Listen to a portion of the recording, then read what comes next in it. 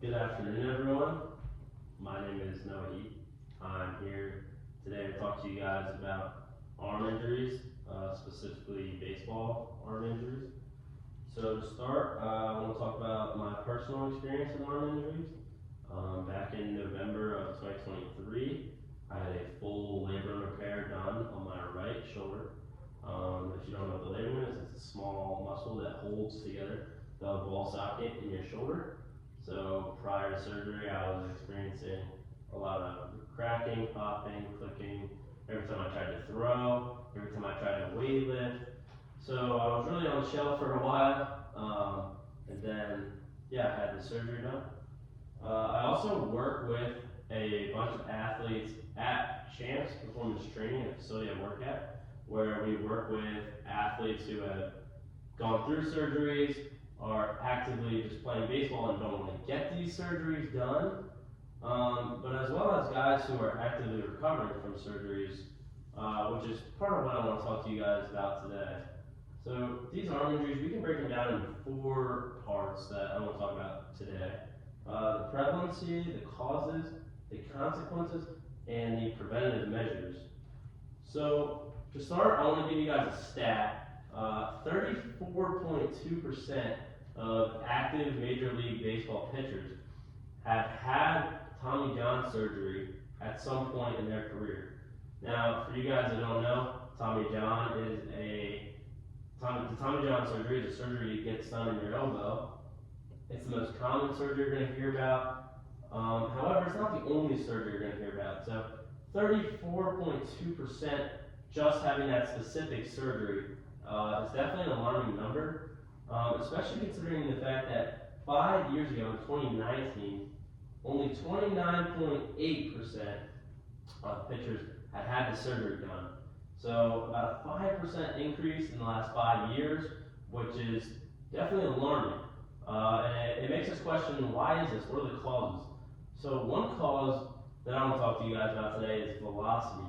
A lot of athletes, a lot of baseball players are chasing velocity. They want to throw the hardest.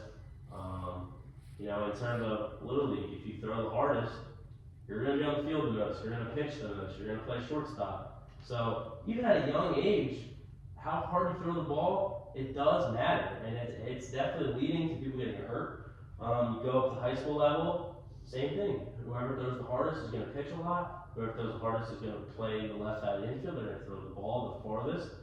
And they're going to be in charge of a lot more. They're going to be the star player because of how hard they have the ability to throw the ball.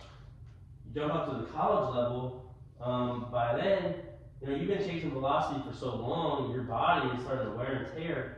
And it's the same thing. You throw the hardest, you want to get a scholarship, you want to see the field, you're going to want to throw the hardest. Major leagues, how you get paid. A lot of it is how hard you throw. A lot of MLB closers, relief pitchers specifically, really are on a chase for velocity, and this just leads to a lot of them getting injured. Another thing is overuse. So, like you talk about with how the young kid who throws the hardest, play the most, but when he plays the most, he throws the hardest, he's using his arm a lot, as well as high school. Luckily, we're starting to get pitch counts, pitch limits in place that will prevent high school and college athletes specifically from throwing too many pitches. However, the overuse is still a real problem. You get up to the major leagues, people want to be on the field, they want to get paid. So telling them, hey, you probably shouldn't go out there and play right now, you just played. Well, they want to get paid, they want to see the field. So overuse is definitely a problem amongst all levels as well. So what are some of the consequences of overuse and chasing velocity? So obviously we talked about surgeries earlier. A surgery at a young age, you're missing out on a season. It's a big deal. However, you can learn from it. You're going to make adjustments.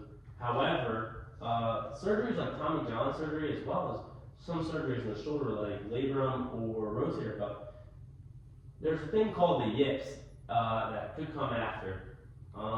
That's definitely a real consequence.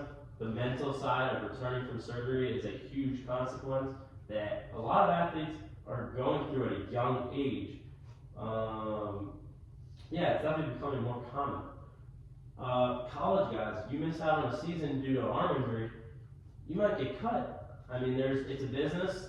There's guys that are going to play, that are going to be healthy, but that chase for velocity, that overuse, leads to you sitting out a season. That is a big deal.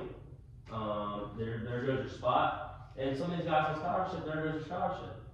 Once you get up to the major leagues, some of the consequences are you miss a full season.